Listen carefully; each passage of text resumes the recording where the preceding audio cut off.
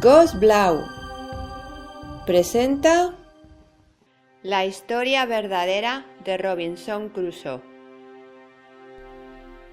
Robinson Crusoe es una de las obras más famosas de Daniel Defoe, publicada en 1719 y considerada la primera novela inglesa.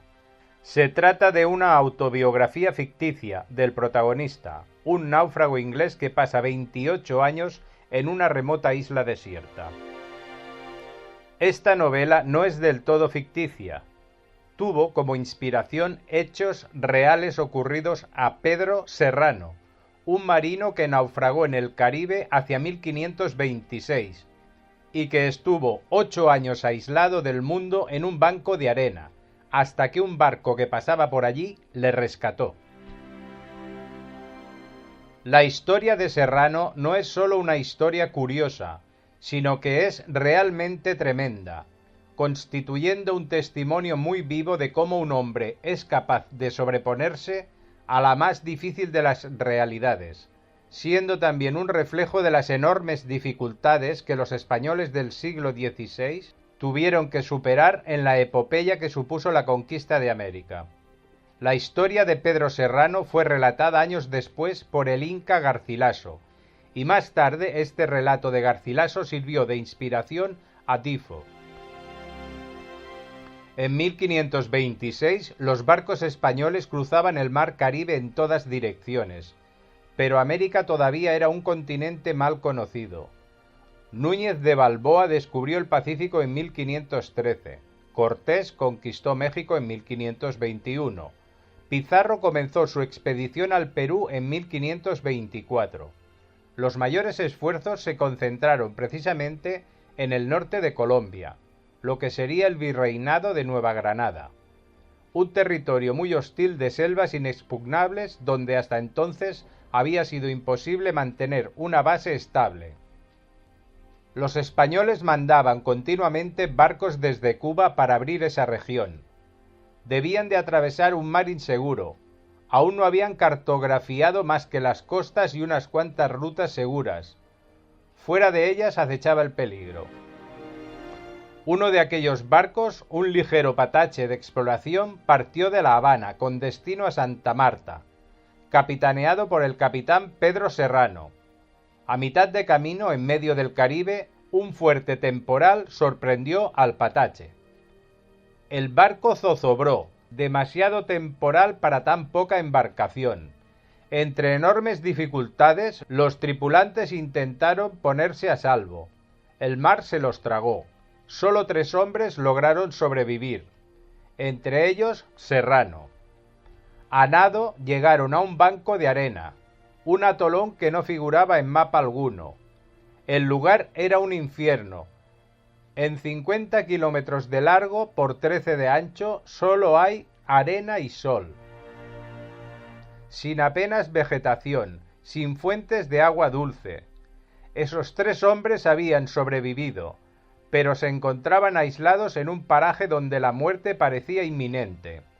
No sabían dónde estaban, ni cómo alimentarse, ni siquiera si algún barco pasaría por allí. Comienza una carrera contra la muerte.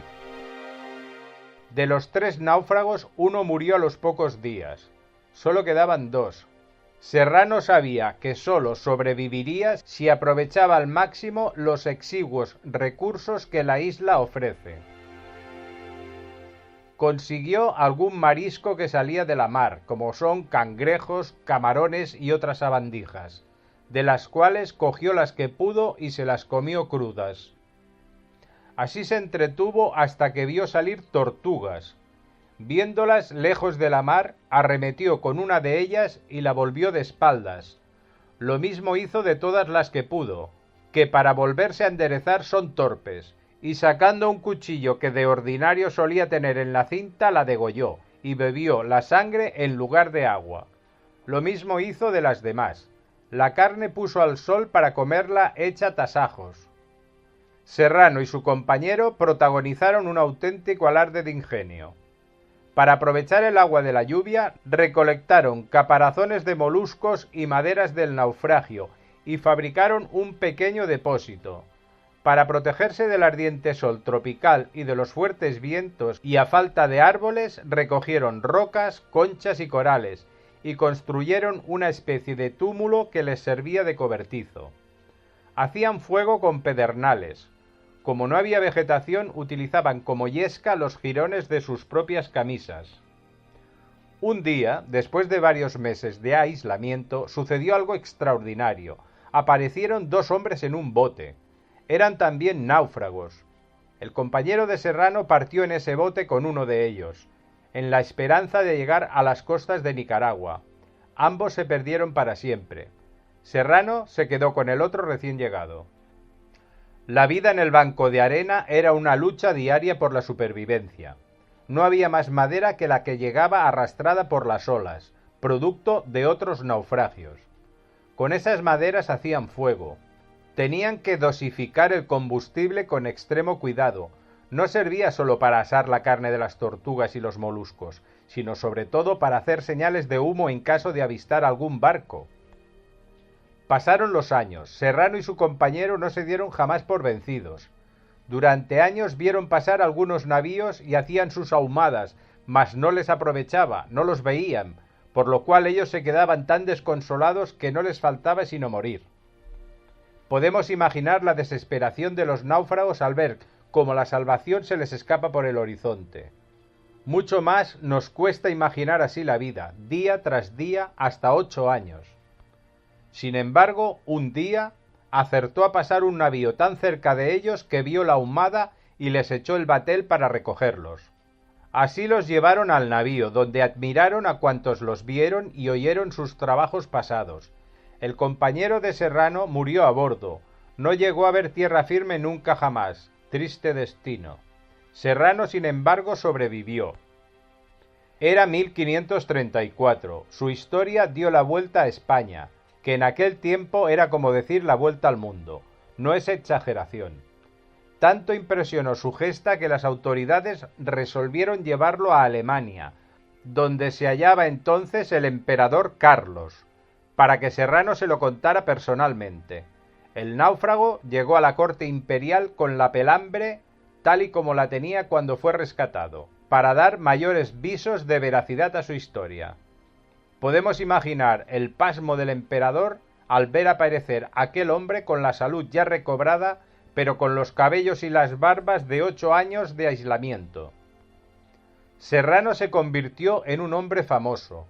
Fue llamado a decenas de reuniones cortesanas, donde la nobleza se aprestaba a escuchar su relato.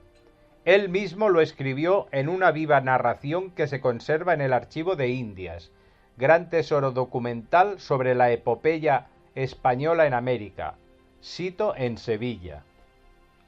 Después, recompensado por la corona, marchó a Panamá. Allí terminaría sus días. Se da por seguro que Daniel Defoe, que recorría lugares de la península en sus viajes de negocios, cuando escribió Robinson Crusoe en 1719, tuvo como fuente de inspiración la historia de Pedro Serrano, en su inhóspito banco de arena.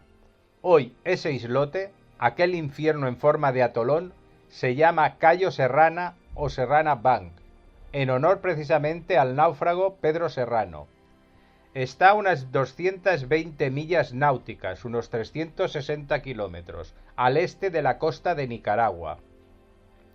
El escenario sigue como estaba en 1526, con la salvedad de que los norteamericanos montaron allí una base militar temporal durante la crisis de los misiles con Cuba.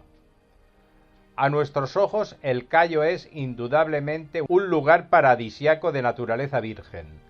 Pero no lo fue para Pedro Serrano, pues allí, recordemos, ni siquiera hay fuentes de agua dulce. Actualmente Cayo Serrana pertenece a Colombia, pero Estados Unidos parece que sigue teniendo mucho interés en la zona. Hacia 1990, unos cazadores de tesoros encontraron el túmulo de rocas, corales y conchas que los náufragos construyeron para protegerse del sol. Tesoros, desde luego, no encontraron ninguno. El único tesoro es el inmenso esfuerzo de supervivencia del capitán Pedro Serrano y sus compañeros. Esa era la gente que daba la España del siglo XVI.